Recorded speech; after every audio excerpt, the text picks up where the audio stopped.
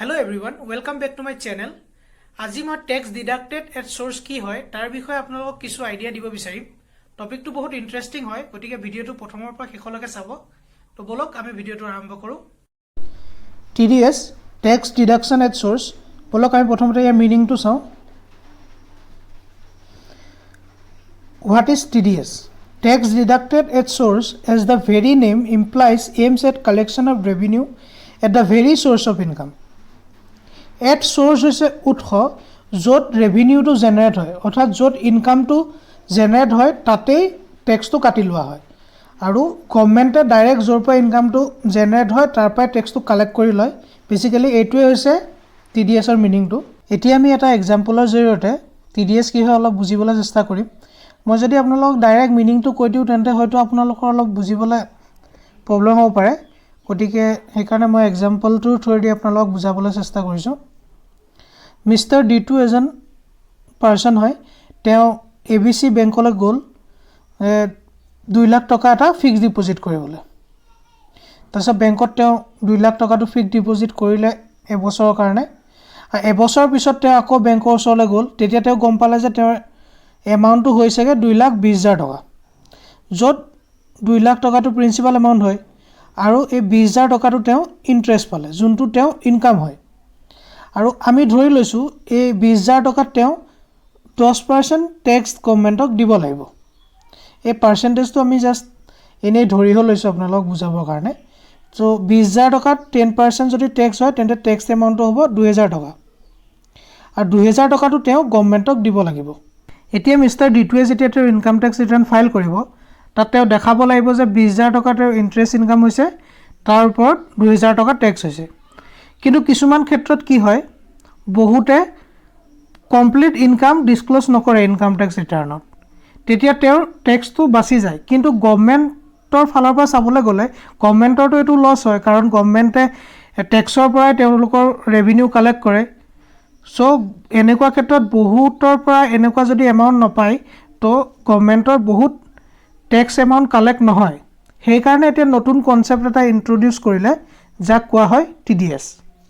আপোনালোকৰ যদি income tax ৰিটাৰ্ণৰ বিষয়ে বিশেষ আইডিয়া নাই তেন্তে মোৰ চেনেলত মই এটা ইনকাম টেক্স ৰিটাৰ্ণৰ ডিটেইল ভিডিঅ' বনাইছোঁ, আপোনালোকে ভিডিঅ'টো চাব, তেন্তে নিশ্চয় ইনকাম টেক্স ৰিটাৰ্ণ কি হয় সেইটো বুজি পাব। এতিয়া TDS স্কিমত কি হয় যে মিষ্টাৰ ডিটুৰ পৰা যোনটো 2,000 টকাৰ টেক্স এমাউণ্ট হয়, সেই এমাউণ্টটো বেংকে ডাইৰেক্টলি ডিডাক্ট কৰিব। ডিডাক্ট কৰি বাকী যোনটো এমাউণ্ট হয়, যে 2,20,000 টকা টোটেল এমাউণ্ট হৈছিল, তাৰ পৰা 2,000 টকাটো মাইনাছ কৰি পেলাই 2,18,000 টকা মিষ্টাৰ ডিটুক পে'মেণ্ট কৰিব, আৰু 2,000 টকা যোনটো ডিডাক্ট কৰিলে সেইটো গভৰ্ণমেণ্টৰ একাউণ্টত জমা কৰি দিব মিষ্টাৰ ডিটুৰ নামত। আৰু মিষ্টাৰ ডিটুক এখন ফৰ্ম ইছ্যু কৰিব, যোনখনক কোৱা হয় ফৰ্ম 16A। এইখনত কিমান এমাউণ্ট মিষ্টাৰ ডিটুক পে'মেণ্ট কৰিলে আৰু তাৰ ওপৰত কিমান টেক্স ডিডাক্ট কৰিলে তাৰ ডিটেইলছ থাকিব। এতিয়া এটা কনচেপ্ট আহিব, ইয়াক দুটা কনচেপ্ট আহে, ইয়াক এটা হৈছে ডিডাক্টৰ, এটা হৈছে ডিডাক্টি। ডিডাক্টৰ যোনজন হয়, যোনজনে পে'মেণ্টটো কৰে, যোনজনে টেক্সটো ডিডাক্ট কৰি লয়। ইয়াত ABC বেংক হৈছে ডিডাক্টৰ, আৰু যাৰ পৰা টেক্সটো ডিডাক্ট কৰিলে তেওঁ হৈছে ডিডাক্টি। ইয়াত মিষ্টাৰ ডিটু হৈছে ডিডাক্টি। আমাৰ বহুতো চেলেৰিড এমপ্লয়ী আছে, বহুতে হয়তো এই কথাটো জানে আৰু বহুতে নাজানিব পাৰে, গতিকে মই এইখিনিতে কৈ থওঁ যে এমপ্লয়াৰ যেতিয়া এজন এমপ্লয়ীক চেলেৰি দিয়ে তেতিয়া এটা এমাউণ্ট TDS কাটি ৰাখি লয়, আৰু এমপ্লয়ীজনক এখন ফৰ্ম ইছ্যু কৰে, সেই ফৰ্মখনক কোৱা হয় ফৰ্ম 16। এই ফৰ্মখনত তেওঁক কিমান চেলেৰি তেওঁক পে'মেণ্ট কৰা হ'ল এমপ্লয়ীজনক, আৰু তাৰ ওপৰত কিমান TDS ডিডাক্ট কৰা হ'ল সেই বিষয়ে ইয়াত উল্লেখ থাকে। এতিয়া আপোনালোকে কেনেকৈ গম পাব যে আপোনালোকৰ যোনখিনি TDS ডিডাক্ট কৰিলে সেইখিনি গভৰ্ণমেণ্টক জমা কৰিলে নে নাই?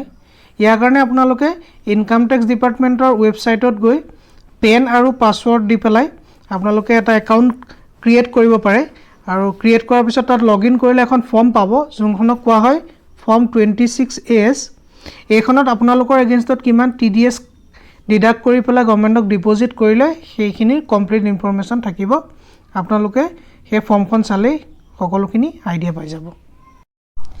এতিয়া ইনকাম টেক্স ৰিটাৰ্ণ ফাইল কৰাৰ সময়ত আপোনালোকৰ যিমানখিনি টেক্স পেবল আহি আছে তাৰ পৰা যোনখিনি আপোনালোকৰ TDS অলৰেডি কাটি ৰখা হৈছিলে তো সেই TDSখিনি মাইনাছ কৰি যিমান টেক্স পেবল হৈছে সিমানখিনি আপোনালোকে পে'মেণ্ট কৰিলে হ'ল। আপোনালোকৰ কাৰোবাৰ যদি টেক্স পেবল কোনো হোৱাই নাই তেন্তে আপোনালোকৰ এগেইনষ্টত যোনখিনি TDS অলৰেডি কাটি ৰখা হৈছে সেইখিনি আপোনালোকৰ ৰিফাণ্ড পাই যাব। তো এইটো এটা বেনিফিট হৈছে ইনকাম টেক্স ৰিটাৰ্ণ ফাইল কৰাৰ। গতিকে যাৰ ফিক্সড ডিপজিট আছে বেংকত, যাৰ ইণ্টাৰেষ্ট এমাউণ্ট বহুতখিনি আপোনালোকে ইণ্টাৰেষ্ট পায়, তাৰ এগেইনষ্টত TDS যদি আপোনালোকৰ ডিডাক্ট হৈছে বা চেলেৰিৰ পৰা আপোনালোকৰ যদি TDS ডিডাক্ট হৈছে, আপোনালোকে ইনকাম টেক্স ৰিটাৰ্ণ ফাইল কৰিব লাগে যাতে সেই যোনখিনি টেক্স আপোনালোকৰ ডিডাক্ট হৈছে তাৰ ৰিফাণ্ডখিনি আপোনালোকে ক্লেইম কৰিব পাৰে। ভিডিঅ'টোৰ যোগেৰে ডিডাক্টি অৰ্থাৎ যাৰ TDS কটা হৈছে তাৰ যি টেক্স কনচিকুৱেঞ্চেছখিনি থাকে তাৰ বিষয়ে মই কিছু আলোচনা কৰিলোঁ। পৰৱৰ্তী সময়ত মই ডিডাক্টৰৰ পইণ্ট অফ ভিউৰ ফালৰ পৰাও যি টেক্স কনচিকুৱেঞ্চেছবোৰ হ'ব সেই বিষয়ে মই আলোচনা কৰিম। আশা কৰিলোঁ ভিডিঅ'টো চাই আপোনালোকে TDS কি হয় তাৰ বিষয়ে কিছু এক আইডিয়া পালে। যদি ভিডিঅ'টো ভাল পালে তেন্তে মোৰ ভিডিঅ'টোক এটা লাইক কৰিব, মোৰ চেনেলটো ছাবস্ক্ৰাইব কৰিব আৰু বেল আইকনটো দবাই দিব যাতে মই নতুন যি ভিডিঅ' আপলোড দিওঁ আপোনালোকৰ তালৈ নটিফিকেশ্যন যায়। Thank U.